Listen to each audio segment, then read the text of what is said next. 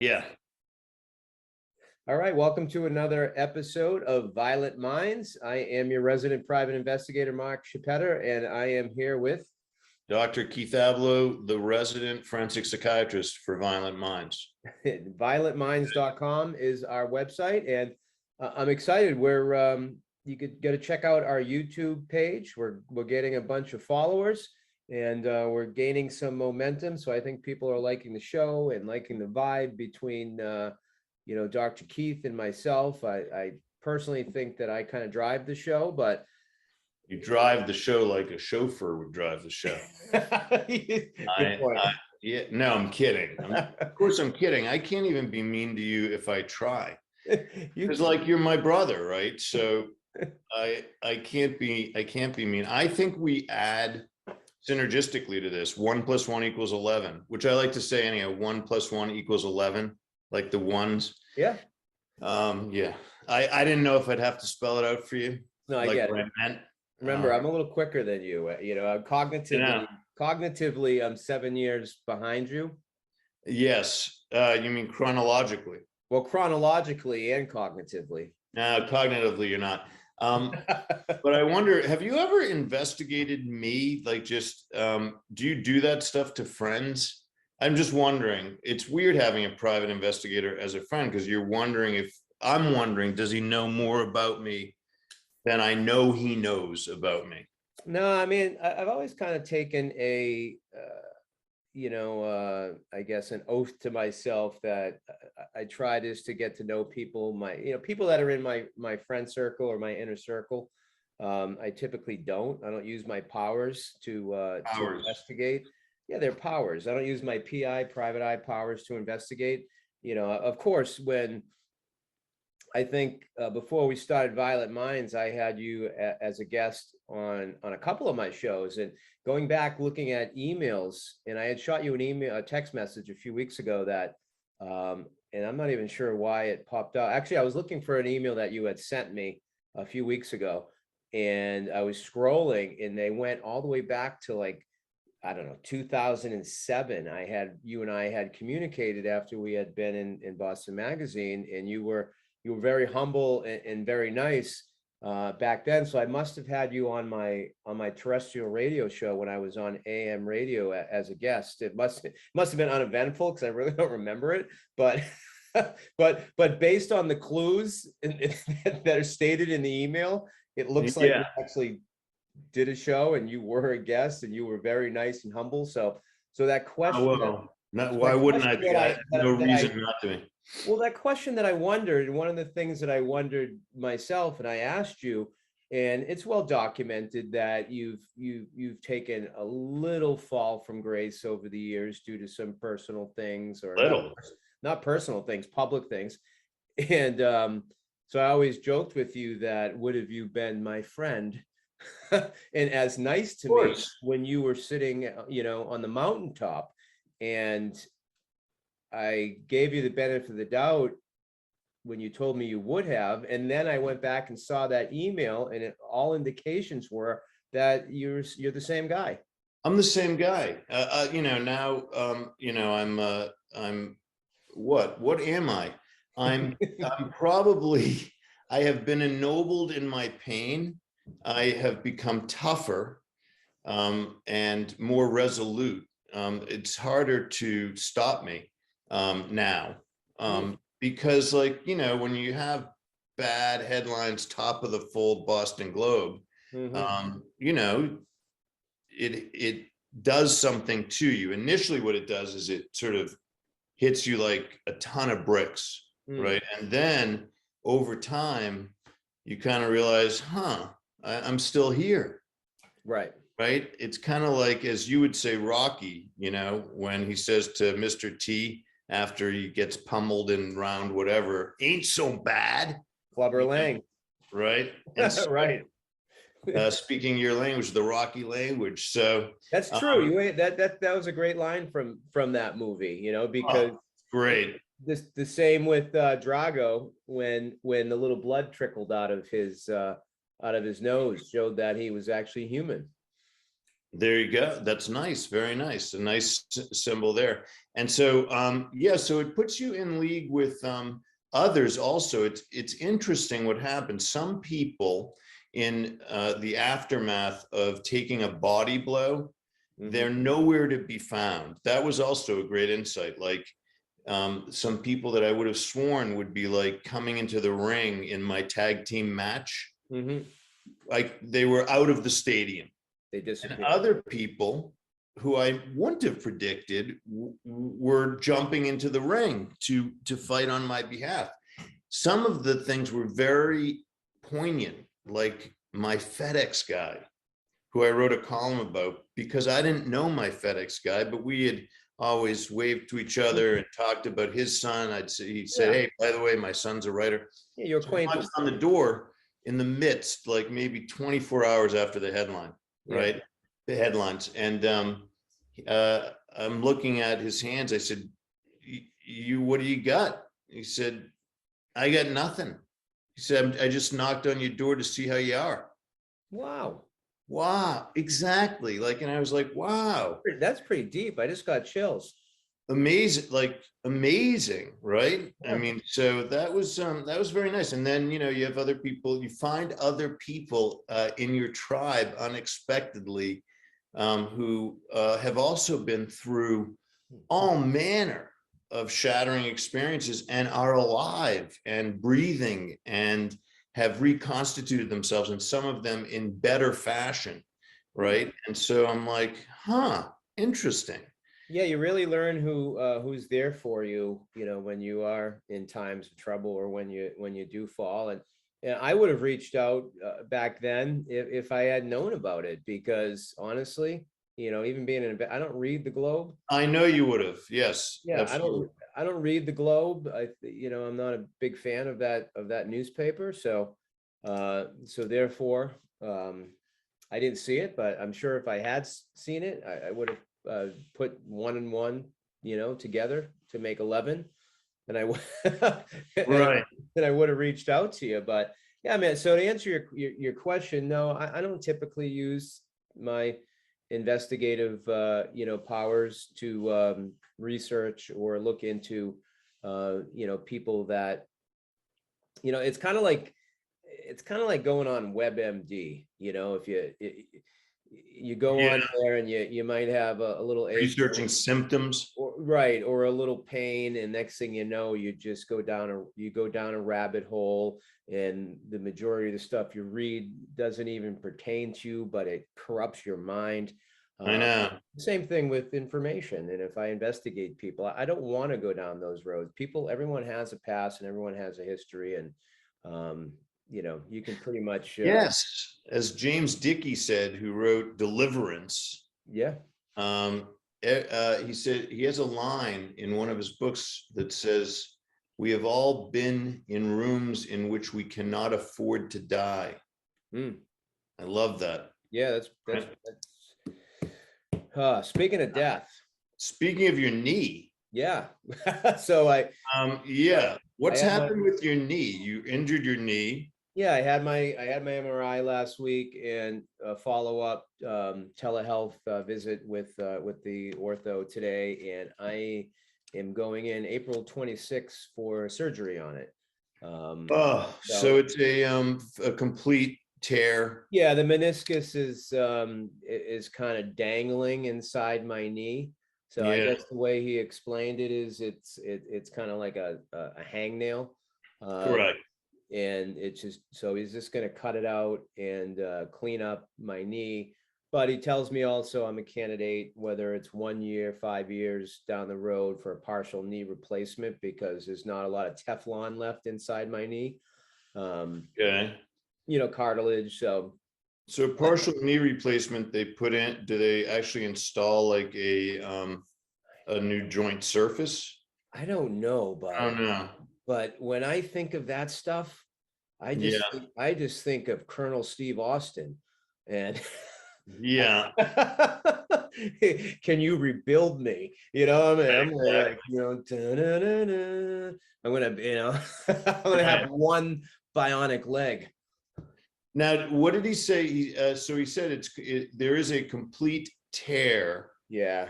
And do you still have swelling and pain? Yeah, yeah, my MCL is okay. It's just sprained and bruised.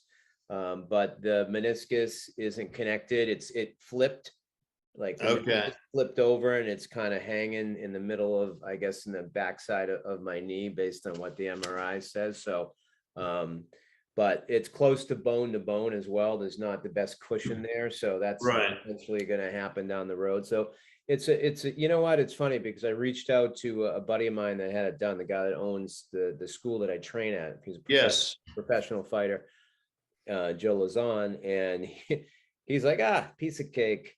He goes, you just get it done, and you'll be back on the mat in 2 or 3 weeks. Just just make sure you wrap it up good, and you don't get any crud in there, meaning Yeah. bacteria, Right. and get a bone infection. And so Yeah. Well, I had one done actually. It's really it's the PT that follows. It's the physical therapy that follows that makes it go more smoothly. I was not good with that. I kind of short-circuited the process. But in any case, I have to say, other than an occasional sense that I have like, oh, my knee feels kind of full or something, other than that, yeah, 2 to 3 weeks out, it was as though it had not happened. you had a meniscus tear as well in there? Yeah, it's embarrassing how I did it. So like, I didn't know, like, when you do real bowling, like not the little balls. So I got an MMA injury and you have a bowling injury. Well, I didn't know, and you may not either. Rigorous sport. I may save you some trouble, but I did not know that they oil the lanes. Yeah. In the large ball bowling. Yeah. Do they? They do. I don't know. I'm not, I mean, the only bowler I know is I Fred should have Flintstone. sued this place, but I think it's standard that they do in large ball bowling. Yeah, they must. Which is why, as you see the ball going down the lane, if you watch like Yes. It accelerates the ball, but the bottom of the shoes are supposed to have some sort of a. I don't know. I went over the line a little, Oh. and my shoe went out from under me, and I destroyed my meniscus, cut it or whatever. And so it just wouldn't get better. And then I finally got the MRI, and yes, it was torn. And I had this guy do the surgery, which, then I was back in the office in like 2 days, Did you have a bowling shirt on? No, and I had no business bowling because I grew up in Massachusetts where everything's like candle pins. Small Yeah. bowl. So the other ones, I didn't know from that at all. So I've got like, I'm holding this massive ball and I'm off balance. I fell down. It was very embarrassing. And I had to pretend otherwise because I wasn't with like friends. I was with colleagues, like business people. Yeah. I don't know why we went bowling. Someone suggested it. So I had to like pretend that I really wasn't injured. But I was. And so I got the surgery, and you'll get it too. And, it'll be okay. I'm just excited, well, first of all, I'm taking another trip around the what do you call it? The sun or the moon or something like that. I'm 53 this weekend. Oh, congratulations. Yeah. So I've avoided surgery 53 years of my life. I've never had any surgery before. So I guess that's a pretty good run for it's a very good run. It's kind of weird. Getting surgery has that weird element to it where like, you aren't awake, obviously. And so, you wake up in recovery and like things have been done to you. Yeah, but you know what he told me he's going to do? And maybe this is a liability thing. He said I'm going to get a copy of the surgery on DVD or something, or flash drive or whatever. Oh, that's cool. Or something. That's I don't know. cool. I get to see it. So yeah, so it's cool, and it's my. I may as well just get it done now and rehab. That way I can go back to doing what I enjoy, that keeps me sane and gives me some respite from my crazy ass life. Right. So speaking of that, so let's touch a little bit on, I guess, this story that popped or broke in the New York Times today. And it's funny because it seems like society is trying to demasculine. What's the word? Castrate. Is it castrate? Demasculinize, castrate, Well, feminize men, destroy men. How about homogenize? Homogenize, destroy. I mean, I have like a head of steam about this stuff. I know your knees bothering you and stuff, and so I get that. All right, you seem, I mean, no, I mean, you've got energy and stuff, but your glasses are, yeah, right, there you go. Yeah, they're crooked, just like my posture. But I'm really pissed. Like, how much of this are we going to take? So this New York Times thing, as you were about to say, and I don't mean to step on your line, now they're making lingerie for men, like lacy lingerie. Like, it's not good to wear a t-shirt like that necessarily. Maybe you'd like one that's lace and tight, right? Like the girls have, so that when you go to bed with a woman, what? They're supposed to be erotically engaged by the fact that you're wearing tight, lacy undergarments. And who's sitting in the boardroom, when they're having, their meetings of the minds, and the people, the makers of this lingerie, who's putting out this lingerie, by the way? Do we know? Is it Victoria's Secret, or is it?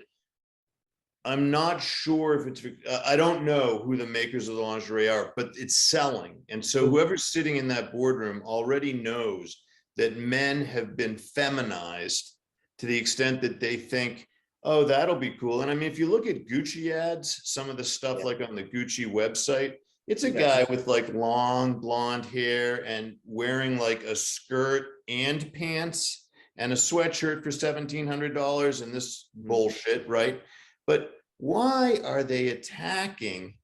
I know there's the transgender thing, which is also really dangerous for our culture. But why are they attacking men and seeking to castrate and destroy men? I mean, it seems like, this new culture is being encouraged to abandon gender overall. Like they just want to get rid of gender altogether, male, female, and just, like I said, homogenize it and take away, the masculine parts of a man. And, I mean, I don't know. Is Victoria's Secret's going to come out with a whole line? Is it a marketing campaign of of lingerie for for men? I guess I could see silk robes or something like that. That might be okay, but for you, I mean, I don't.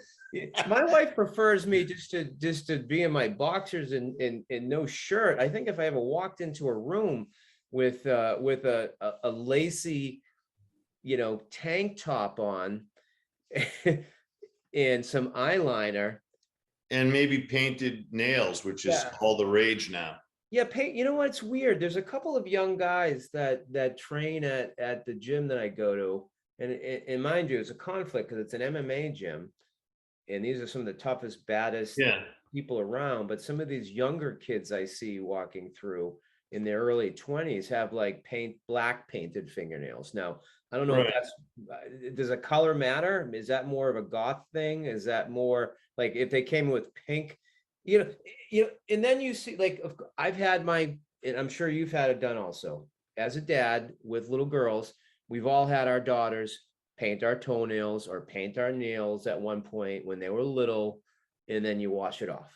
Did you ever have your daughter? I actually didn't, but that's fine. You want to, I mean, I'm not judging. I think it's absolutely fine to play around with it. But I did write an article years ago because at the time, the CEO of J. Crew had put in the catalog how she was painting her son's nails bright pink, right? And she had Jenna, whatever her name was, moron. And she said, luckily, I have a son who likes his nails painted pink. Well, it's not, what do you mean luckily? Why do you have to, why is that necessary? By the way, she then left her husband for a woman. Not that there's anything wrong with that, Right. but but but there is, in a way, especially if you're painting your son's nails pink, because what is it? You don't like masculinity. You gotta feminize your boy child. You don't like your husband. You're gonna be with a woman. Just cut it out. Yeah, I'm Googling right now because I want to talk about it in a minute. This teacher that got himself in trouble, that I had mentioned to you. What is that When did teacher? you mention that? Yeah, I mentioned the other day. I'll talk about it in a second, but I you don't know, recall. but I guess I don't think you did. well, I mentioned to you the other day. There's the teacher, the charter school in Rosendale, Mass. Ah, Yeah, it's this teacher was born a oh, right. female and then became a male. Um, well, identifies as a male. I don't even think became a male as far as corrective surgery, but identifies as a male, and is a second grade teacher at a charter school here in Boston. And they were doing I believe it was like a Zoom intro to the students, and I believe the parents were also involved in this. And it was I I guess, don't think that's a good idea, by the way. yeah, but it To was employ teachers who are transgender. Now I know that's crazy, right? People will say that's crazy. You're so hateful. I think right. it's a bad idea. Well, let me finish my story. Okay, sorry. I say she because Gee, that's the plumbing that this person was born with. or Was sharing, I guess, at that age group, kindergarten, first, second grade, sharing something about themselves, and it shared the fact that he or whatever. Yeah. that she was born a girl and that is now a boy, identifies as a boy, but which is fine. But It's really not. But go on. well, what she did next, which is what was confusing, she was explaining how she got to that point A to point B, and she was saying that doctors 99% of the time get it right Yeah. as far as saying you're a little boy or you're a little girl, but sometimes doctors get it wrong, and No, they don't. that she wasn't a little girl, she was actually a boy. So just think of the confusion that's going on with these kids. And little Sally Sue goes home to mom, in second grade, and says, what am I? Am I really a girl or am I really a boy? Now, I just think there's, again, outside of school, if you're an educator, you should be there teaching reading, arithmetic, and writing. You shouldn't be there talking about your own personal Right. That's true. sexuality or your own personal agenda for that. Nobody's business. Shut Yeah. up. I don't ever remember going through any school or having any teacher when I was a kid that I knew about their personal life or their sexuality. Right. So so this is why I think Governor DeSantis has put this new law into effect in Florida to protect these kids and to prevent these rogue teachers going off script. And the Boston Globe has mentioned nothing about it. The mainstream media has mentioned nothing about it. It's only showing up on some of the conservative talk shows Right. locally here in Massachusetts. But as a parent, if my 2-year-old second grader came home and said that the teacher was making these kind of statements, I would drive right down to the school and strangle that teacher. Right. I understand. I'm not promoting violence. You don't really mean you'd strangle her, or him or whatever. I know, but it paints me or you as completely, some sort of throwback that we would say, well, I don't want my kids exposed to that. And yet, why would you want your kids exposed to that? If your child comes home and says, I've decided I'm a boy, even though I have female anatomy, that's, you're in for a load of pain, right? I mean, inordinate pain. And here this person is opening that can of worms. Why? No pun intended. You know, In the, why? in the principal, um, is the one that, kind of lit the fuel to the fire on this. So, I mean, I think, the principal of this charter school should be suspended or fired, and I think this teacher should be suspended. Now, don't get me wrong, I'll give him an award. maybe she or he is a great teacher, when you're teaching what you're supposed to be teaching, but the child's mind at that age shouldn't be thinking about things. It's kind of like you don't go into school, in second grade and start talking about, the Holocaust.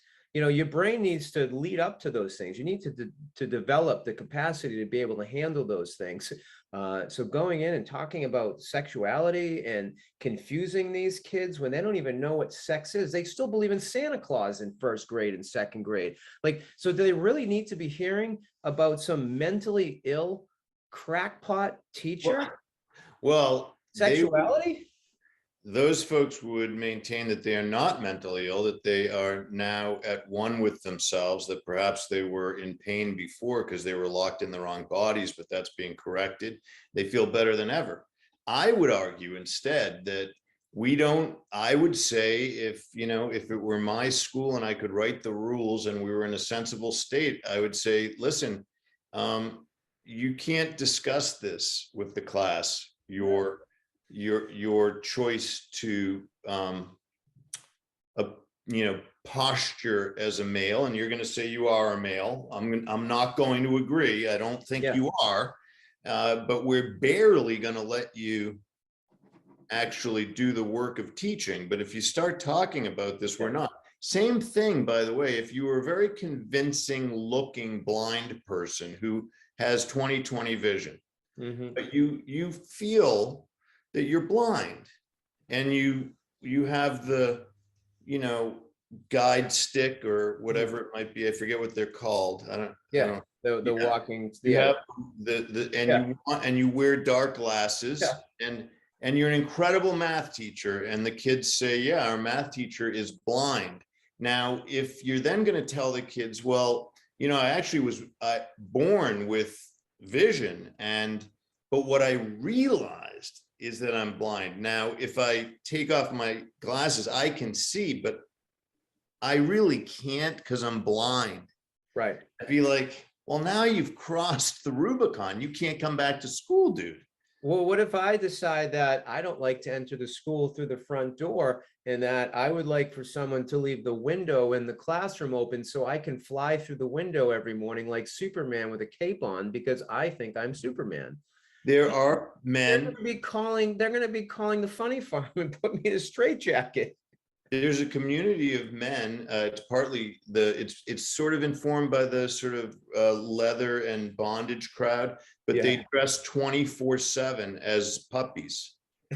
They wear latex puppy uniforms, and they wish to be treated as puppies. Are we going to allow someone to come and teach math dressed as a puppy who wants to go outside and pee on the lawn? Look, I'm not as. This is a serious, it's a thought. I don't have as extreme of a take as you do. I just want to protect the kids. Now, if this person at this charter school wants to live their life a certain way, that's fine. Just live it outside the perimeter of the school and do what the educational system was originally set up for, that they're trying to knock down and rebuild. Terrible. And teach. Terrible. Teach what these kids need to learn in order to develop. It's just insane. I mean, here's the thing, right? Like, I know there are people who quietly wonder, am I my parents' child? Like, or maybe I'm an alien. Yeah. Maybe I came to the earth sort of like Superman. Yeah. Right? Now, would we countenance someone standing up in math class and saying, some of you may feel the same way, and it might be the case. I was not born on this planet. I was born on another planet. Krypton.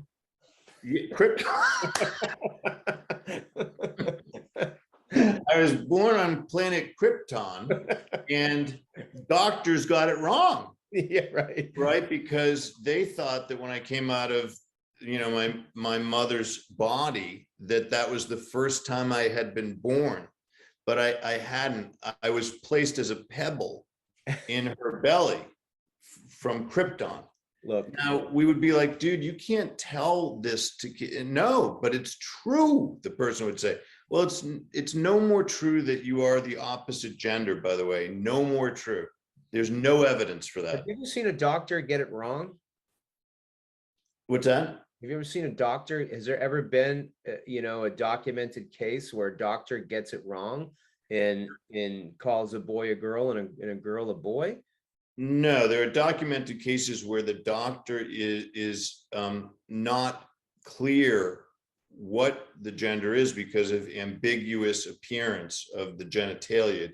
That's like a problem. That's like an unfortunate event where literally it looks like, well, wait, we're not really sure. We'll test the DNA. We'll make a decision what to do.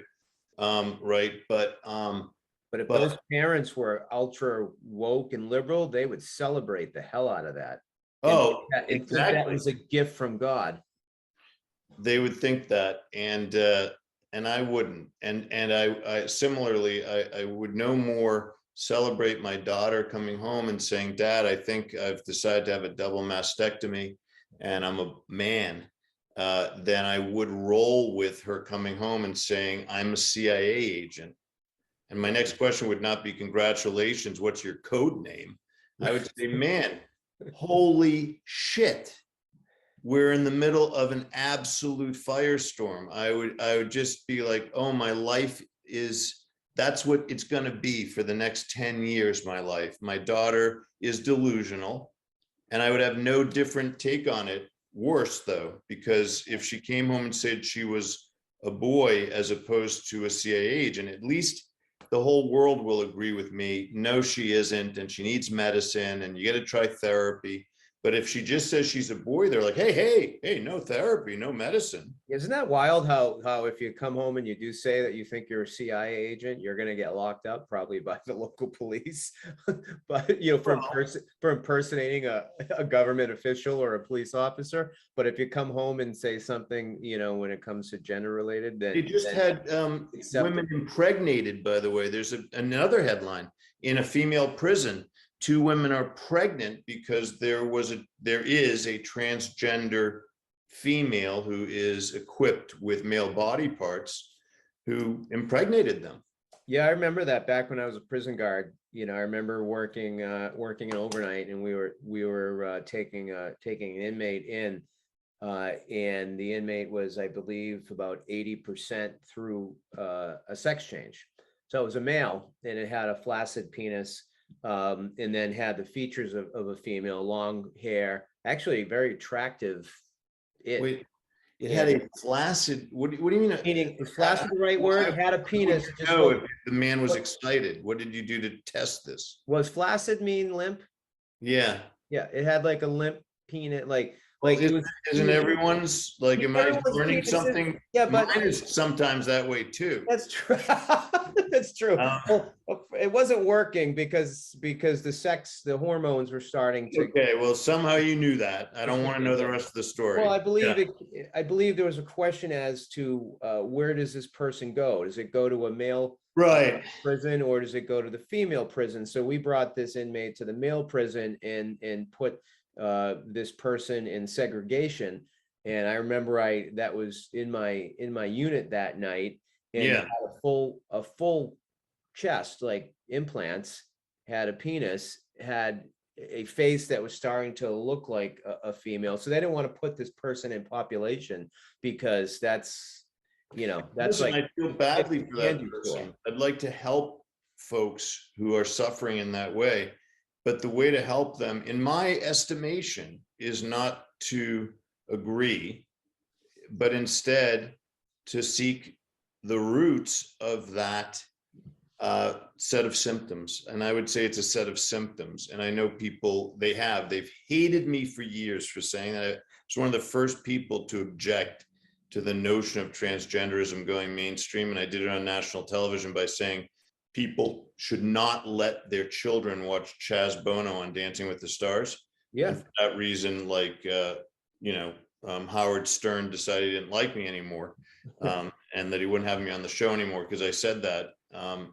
But I'll stick with it. I think it's the leading edge of a terrible loss of reality in our culture.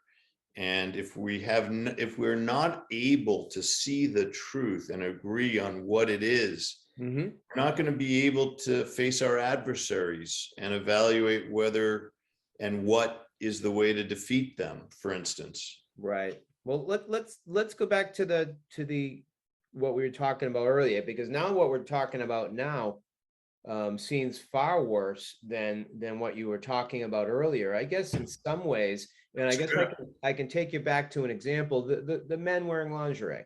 And I'm not for it. I wouldn't wear it, but I guess it could be looked at kind of like it's a fashion statement. Let's just go back to the 70s with glam rock and everything that went on back then, with David Bowie and Elton John and Rod Stewart and Freddie Mercury and all these, it started in I think with British rockers being very flamboyant and having feminine characteristics and dressing up. It all kind of started almost 50 years over 50 years ago with, David Bowie was, I think it was well documented also though that he was bisexual, right?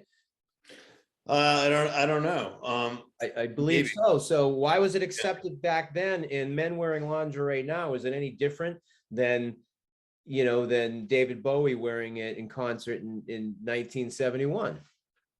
Well, I don't know. I guess now, hindsight being 2020, you'd have me probably commenting on that too and saying, I'm not sure why this is a good thing for kids to look at. You were just in middle school then. You were in middle school then, and you were probably watching this, and you were probably, I remember, I don't know why I remember this, but I remember being like 8 years old and my parents being out and my sister babysitting me and her having some friends over, I think against my parents' wishes, a party, I guess you could call it. And me watching, there was some show that was on when we were growing up that had like, they would show concerts like late at night. I don't know what it was. I don't know. You see your entire youth through the lens of television. Yes, right. My youth was, and I just remember seeing it through the lens of television. Like, where were you on, in 1974? I was watching The Green Hornet. It was episode number 11, The Green Hornet. Yes. You were reading a book. I was being educated by watching TV, but I remember watching Rod Stewart in concert. I remember him having like pink spandex on and long blonde hair. I just remember as a young kid thinking that was so weird. Well, and it was weird, and it was reserved for rock stars who were odd, and people said, "Why is he dressed so crazy?" But it was okay back then, and it wasn't sexualized, and it didn't mean you were gay back then, or you were trying to feminize men, did it? Well, I don't know. I'd have to think about, well, what did it mean back then? And would it have been wise to have let kids know back then, hey, listen, Rod, let's say, it seems confused, right? And he may be suffering with some lack of clarity sort of about what gender he is. Don't let that happen to you. Very heterosexual, has a supermodel wife, has always had a supermodel wife. Maybe he just likes to dress in certain fabric that's been stereotyped towards women wearing it. Like, where did lingerie come from? And who's to say, again, I have no interest in wearing it. I'm just trying to play devil's advocate. But who's to say that lingerie is only supposed to be for women? I bet it's men that came out and were offended by this and said, I want my own line of lingerie, whoever these fashion designers. Maybe so. I mean, but maybe so. But I guess the times have changed.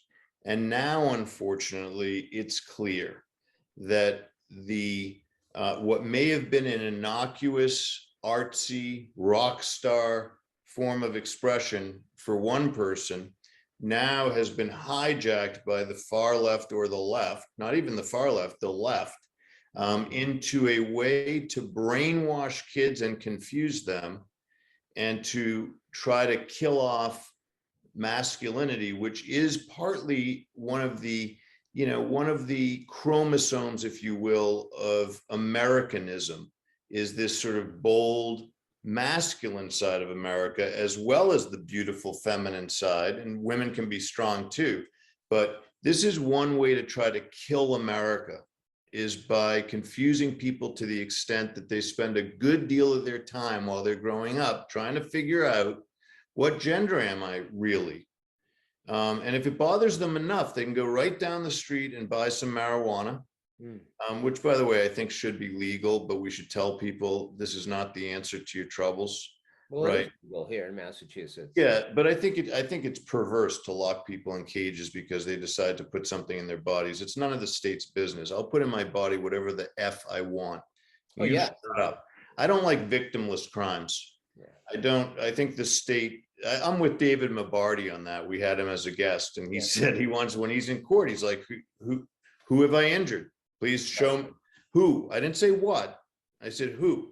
So anyhow, but bottom line is, clearly the definitive nature of who people are and them being at one with themselves and not having to grapple too soon in their lives with issues that are way bigger than their psyches can contend with. That formula, making them do that, is a formula for weakening the real marrow of our culture and making us not worthy. Right now, we are not a worthy culture. Okay. The Taliban can legitimately point at us and say, you want to be them? They take their kids into hospitals and inject them with opposite sex hormones to prevent puberty and then prepare them to cut body parts off. You want to be them? No. Okay. No, but fine. I mean, that might be a little extreme though, going from, sexy, we have no moral claim, men's lingerie to suppressing puberty. How about kilts? I mean, those are dresses, those are skirts. I mean, it's just that you have these. Yeah, but those were masculine items. You have these, why? Because they play bagpipes. You have these fashion stereotypes that began whenever, someone long ago decided to put a dress on a girl and a pair of pants on a boy. And then it's just kind of stuck, for decades upon decades, hundreds of years. Why? I don't know, but why not? Why does it have to be that way? Well, because there's value actually not in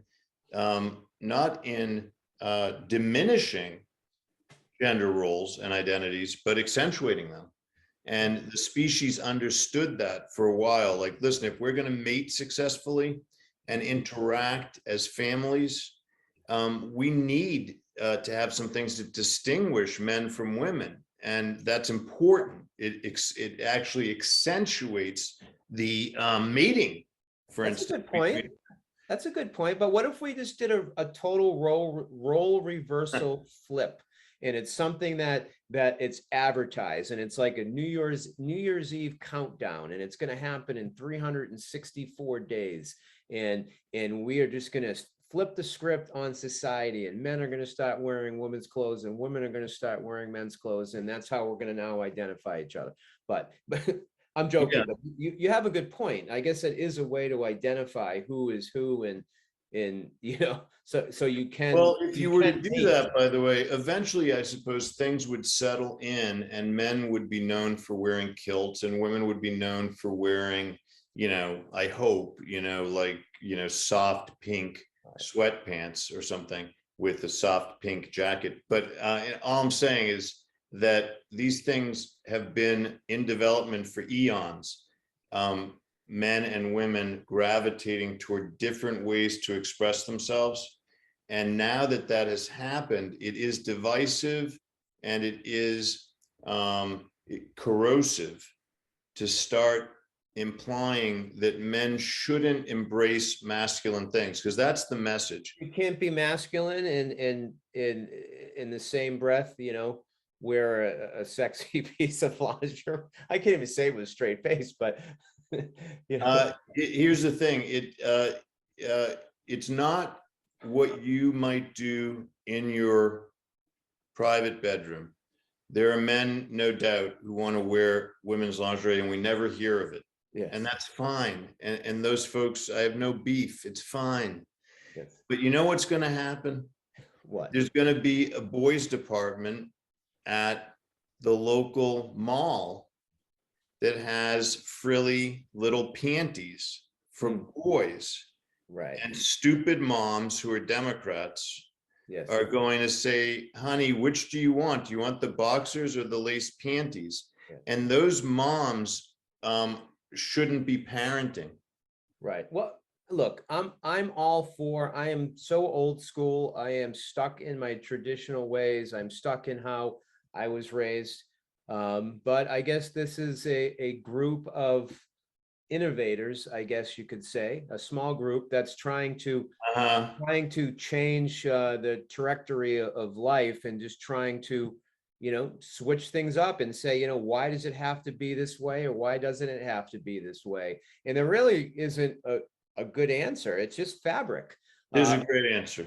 Well, it's just fabric. It's only a piece of lace, or a piece of polyester, or a piece of denim. Symbols are important. They have meaning. One could say, so what about the flag? It's cloth. Don't get bent out of shape. It has no meaning. Listen, if you're a male and your mother buys you pink panties to wear, your dad should divorce your mom. Okay. Yes. Try to get custody of you. But the trouble is that while that would have worked in the past, because your mother would be said to be demasculinizing you, it won't work anymore. In fact, way back when they gave a pink rattle to a little girl, and they gave a blue rattle to a little boy. But in the 80s, for some reason, the fashion trends changed and pink became popular. I wore a white tux with a pink cummerbund to the prom. Yeah, but people are still talking about that. But yes.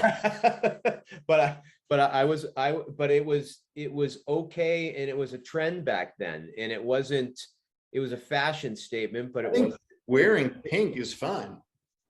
Well, you just said that, that if you want to wear, if you can carry it off and you want to wear a pink t-shirt, God bless you. But I don't think that it's going to happen, probably, but I think it's really a bad idea for a department store to start carrying pink lace underwear for boys. Right. I think it's confusing. I think it'll encourage more boys to say I'm a girl. I think we'll be heading them toward massive surgeries and hormonal manipulation. And what's worse than that, ultimately, is God doesn't like it. Right. Well, true. I agree with you, but I'm struggling to agree with you because. Why? Well, I don't know.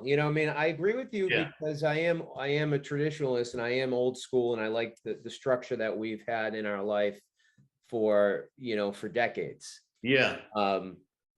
You like to think that if things like this start to shift and change, that there's not going to be much harm in it.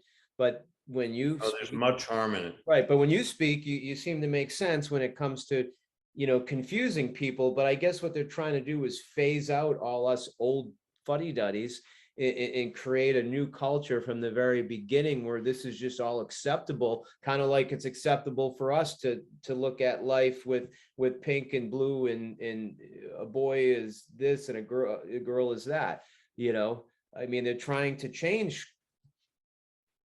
things going forward, I guess, and it's except the trouble is that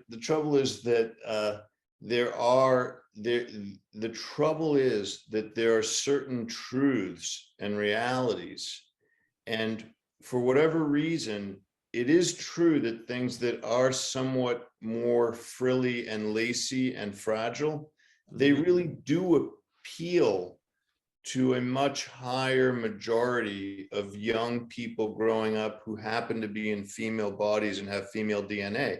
Otherwise, it would never have ended up that way. Yeah. The perverse shift and switching those things over is being done by people who are not well. Right. So And that's the problem, is that,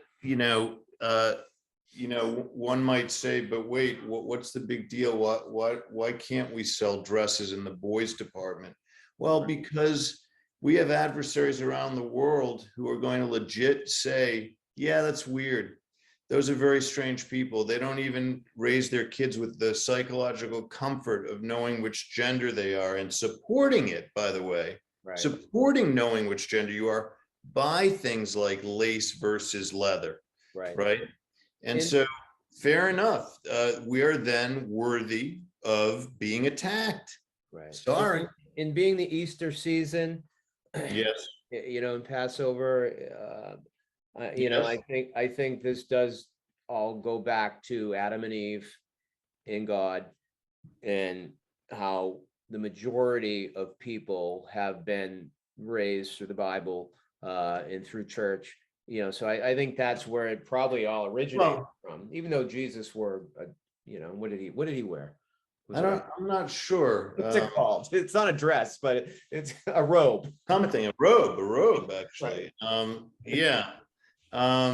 Yeah. I mean, so interestingly enough, what we're going to find out actually is, because you've said, well, what's wrong with it really?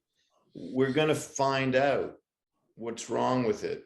And, we're starting to find out because the lie is showing itself. So now we've got men dominating women swimming, a man dominating women swimming because he says, I'm female, and we've got females giving birth to children. You think that's good? It's not good to be born in jail to a woman who's impregnated by a man with breasts. Right. It's not good. It's bad. No. See, people would say, well, what's bad about that? What's wrong with that? And I would say, well, that's very bad, because that man is mentally ill and incarcerated.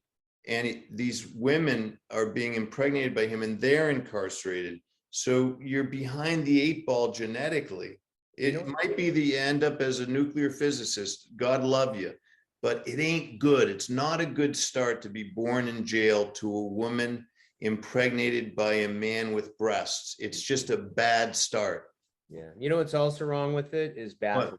Is bathrooms and little kids, and the confusion in the boys' room and the girls' room and the neutral bathroom, and in sexual assault cases that go on in bathrooms with people that are identifying as someone else. And there's just I never liked urinals, though. I'm just going to say that I don't understand why why with all this that's happening, why has the urinal not fallen victim to all this? Like, why have men tolerated? It just goes to show you we're the tough people, right? What about the trough at Fenway Park? Remember that in the old days? Yeah. I mean, what? It wasn't even a divider. You were just there. It was like a circle. There not been a class action suit against Fenway Park for making men pee in like a granite rectangle? Yeah. Right. Like stand and the urinal continues to exist without men because we don't care, right? We don't complain so much. And that's why we're being victimized and castrated, because we don't complain so much. Because men are tough, and women got the private bathrooms and the stalls, and men are masculine, and they just go into trough. I mean, it dates back to the Roman Empire or whatever the case may be, the beginning of time. Is it so bad that we acknowledge that there's a difference from birth between men and women? Is it so terrible? Is it really awful if we were to say, listen, I'm really sorry, unless you can't be a frontline soldier in the United States military until we do a pregnancy test. Yeah. Now, if you ever said that, you'd have people say, what? Well, wait a second. No, you might be pregnant. We can't have you on the front lines. Got to protect that child. Well, yeah, but you'd be ostracized, demonized. Why are you trying to control me and my body or say where I should be or shouldn't be? But honey, I'd say, honey, just to annoy her. I'd say, but honey, right? And I would then get smacked, probably by other Green Berets who would, be very offended that I had offended the woman who's fighting next to them. But, I'm sorry. I still think there is great value in the distinction between genders. Great value. Yeah, you know what? There is. What are you doing? Reading? Wait, do you have homework tonight? No, my No, it's daughter-in-law. like, My daughter-in-law was texting sometimes me. I feel so alone My- when we're talking. You know what? My daughter-in-law texted me and asked if I could watch my granddaughter next week. And Next week. yeah, and I saw it, and then she texted me back and she's like, I have backup if you can. I said, hold on, I'm on a podcast. Because I want back up if you can. Right. She's very demanding. This is your daughter-in-law? Yes. She's very demanding. Right? Like, give me a second. Back up if you can't. Yeah, I will. Right. I will watch her. The fact that the first choice is I'm excited to go upstairs. Why don't you ask her? Why don't you see what she says? If you say, I was thinking if I'm going to be watching her just for that night, I'm gonna treat her like a boy to see if she prefers it. Knowing my daughter-in-law, she's very like-minded, like me and you. So, and it's a morning. She only has a doctor's appointment. So I'll. Will you hire a babysitter who's transgender? Would I? Yeah. No. Why? Because I think I'm a traditionalist and I wouldn't want to offer any confusion into my kid's life at such a young age. Maybe when they can understand, when they have questions and I can answer them and they can understand the answers down the road, possibly if they were 11 or 12, maybe 13, but not at 6 months old during the formative years. Formative years. All right. So some would say, all right, so what's so wrong about forming those opinions at that age? That's a good thing. But the way I operate, no, I wouldn't. Yeah, I wouldn't either. And there's another reason. Why? It's ill-advised to hire people to be around children who are delusional. It's just not a good idea. It's unclear what will happen, and people don't want to accept that. But it's really true that if you hire someone who says, I'll babysit your kid, but just so you know, in my day job, I'm a CIA agent, and I go by the code name, 47526. What if you're what if the babysitter is a heterosexual, but at night they're in a cabaret act and they're a cross-dresser? Does that qualify as mental health issues? So they're heterosexual, but at night they appear in a cabaret as a cross-dresser. I'd pass, but I know I'm just throwing it out there, I mean, it's technically acting. You're testing me. Yes. I wouldn't have passed. Okay. I would not have passed 20 years ago. I would have said, well, whatever. I mean, but maybe I wouldn't have, I don't know. But now it's become clear, hindsight being 2020, we've been on a slippery slope. Where does the slippery slope go? Nowhere good. Nowhere good, my friend. We're gonna wrap this up. I'm gonna go up to my wife's closet after the show. I'm gonna pick out a nice piece of lingerie to wear over to my daughter-in-law's house next week while I babysit little Emmy. Violentminds.com. It's always a good debate. I try to play devil's advocate with you and challenge you a little. Sometimes feel as though you're on the horns of a dilemma. No, because you have horns on your t-shirt. Oh yeah, it's just I don't know. I'm sorry to interrupt. You were closing the show, I think. It's okay. Yeah, I'm closing the show. I like to try to challenge you intellectually. I can't do that. No, you can. You had me thinking, would I hire someone who was in a cabaret at night? No, probably not. I would worry that there might be something amiss. And you know what? I'd be right. would you stop doing a podcast with a private eye who, who moonlighted as a, yeah. As a, if you Uh, moonlighted as a cabaret act at night, not if you, no, not if you said, I just find it's part of my private eye thing. I sometimes like to go undercover. That's a good, that's a good ruse. All I know. right, on that note, violentminds.com, check out Dr. Keith Abloh. There's something to be said for everything that he says. And check out myself, Private Eye Mark Chiappetta. You hold on, everyone. We'll be back soon with another episode of I hope your knee feels better. thank you. I'm very needy. Haha. Yes, your knee. Yes. All right. Talk to you soon, everyone. Take care.